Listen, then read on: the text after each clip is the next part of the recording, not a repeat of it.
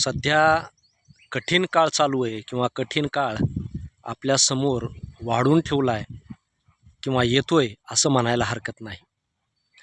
कारण धर्माचा प्रसार करणं ज्यांचं काम आहे तीच लोकं आता सत्ता विस्तारासाठी, सत्ता प्रसारासाठी धर्माचा उपयोग करून समाज, संस्कृती, देश विकृतीकरणाकडे घेऊन जात आहेत, असं चित्र एकंदर दिसतं आहे. कालच जैन मुनी निलेशचंद्र यांनी एक वादग्रस्त विधान केलं. ते म्हणाले की नथुरामनी जर महात्मा गांधीच्या छातीवर गोळ्या मारल्या नसत्या तर आज आपण कलमा पढत असतो. आता मला सांगा, या जैन मुनीचा, नथुरामचा, महात्मा गांधीचा अथवा कलमा वाचणाऱ्यांचा काय संबंध? जैन मुनीचं काम आहे आपल्या धर्माचा प्रसार करणं. ज्या अहिंसेच्या मार्गावर जैन धर्म चालतो त्याच धर्मामध्ये आता हिंसा करायला प्रवृत्त करणारे, समाज हिंसक विचारानं प्रेरित करणारे, समाज मनामध्ये हिंसा पेरणारे जैन मुनी आता पुढे यायला लागलेले आहेत. मागच्या महिन्यातच दुसऱ्या एका जैन मुनीनं तारा राणी या जैन होत्या असं विधान केलेलं होतं. परंतु उचलली जीभ आणि लावली टाळ्याला, त्या जिभेला टाळं जरी गवसलं तरी तिला शेवटी दातांच्या मध्ये येऊनच बसावं लागतं. तशी अवस्था या जैन मुनीची आणि त्यांच्या समाजाची झालेली आहे. कशामुळं हे समाज भ्रष्ट करतायत, समाज वादग्रस्त करतायत? जेव्हा महात्मा गांधी आणि असंख्य लोक देशाच्या स्वातंत्र्य लढ्यामध्ये उतरले होते, काही शहीद होत होते, त्यामध्ये तुमचा जैन समाज, तुमचे जैन मुनी कुठे होते? किती जैन मुनींनं स्वातंत्र्य लढ्यामध्ये बलिदान दिलं? किती जैनांनं स्वातंत्र्यासाठी आपली घरदारं विकून निधी दिला? याचा विचार करा. म्हणजे ज्यांचा या देशाच्या करणीधरणीमध्ये, या देशाच्या उभारणीमध्ये तीळ मात्र वाटा नाही, असेच लोक आता उर बडू बडू स्वतः देशप्रेमी कसे आहेत, स्वतः धर्मवादी कसे आहेत, स्वतः धर्माचे रक्षण करते कसे आहेत हे सांगायला पुढे येत आहेत. ते म्हणतातच ना, जे ओरिजिनल आहे, जे शाश्वत आहे, त्याला सांगावं लागत नाही की माझं रक्त खरं आहे. परंतु ज्यांना स्वतःविषयी शंका वाटते अशी माणसं बेगडी रूप कितीही लपवायचा प्रयत्न केला तरी ते उघडच पडतं. असो, परंतु एकंदर जर बघितलं ना चित्र, तर धर्म हे भ्रष्ट केले जात आहेत. धर्माच्या पंथाच्या नावानं घुसखोरी होते, हे अगदी सत्य आहे. आता काही दिवसापूर्वीच शरद पवारांच्या कधीतरी लिहिलेल्या पुस्तकातल्या ओळीवरती एक महाराज असंच बरळले आणि वारकरी संप्रदाय आणि समाज मन कलुषित करण्याचा प्रयत्न केला.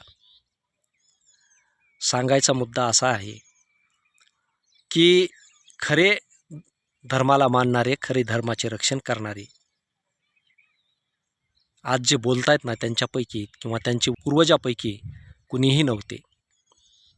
मला सांगा की जर समजा कलमा पढायची वेळ जर महात्मा गांधीमुळं आली असती तर महात्मा गांधीच्या अगोदर मुघलांचं राज्य होतं, इंग्रजांचं राज्य होतं.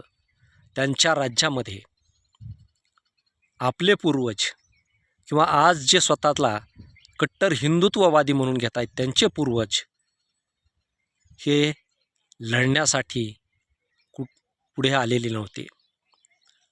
औरंगजेबाच्या, मोगलांच्या, अकबरांच्या दरबारामध्ये 70% उच्चवर्णीय मंत्री होते, त्यांचं प्रशासन चालवत होते.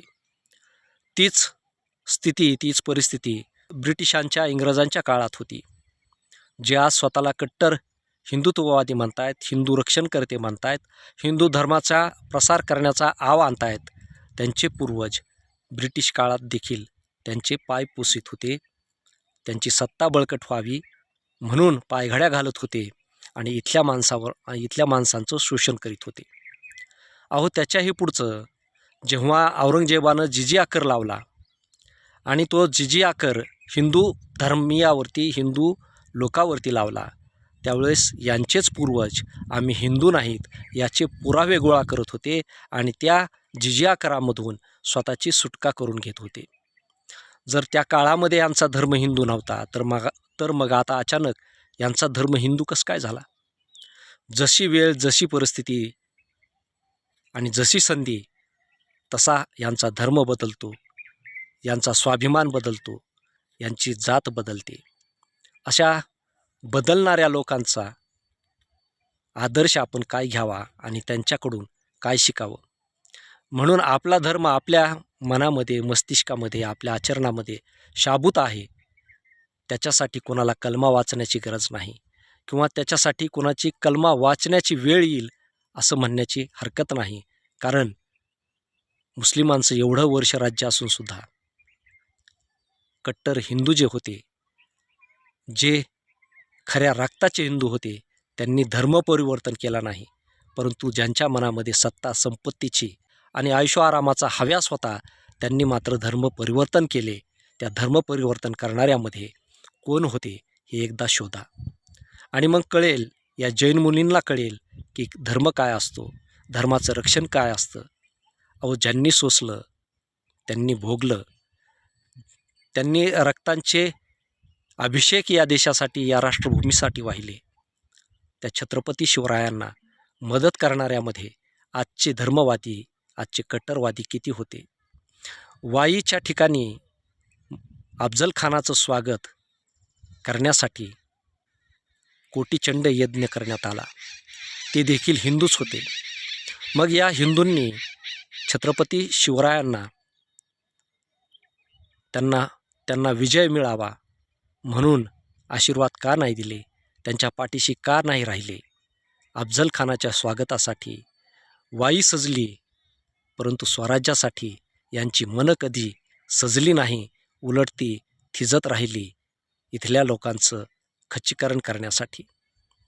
आणि म्हणून मागचा इतिहास तुम्हाला बदलता येणार नाही. मागची वाईट कृत्ये तुम्हाला पुसता येणार नाहीत. आज किती जरी बेगडी झुली घातल्या, बेगडी आव आणली, आरडाओरडा जरी केला तरी ते शक्य नाही. पांगुळ जेव्हा पोटासाठी ओरडतो तेव्हा त्याचं पोट असतं, परंतु भाट जेव्हा ओरडतो तेव्हा त्याच्या मनामध्ये निश्चित कपट असतं. निश्चित त्याच्या मनामध्ये दुसऱ्याला धोका देण्याचा हेतू असतो आणि ह्या हेतू आजपर्यंत हजारो वर्षापासून लपून राहिलेला नाही. हेच सत्य. धन्यवाद.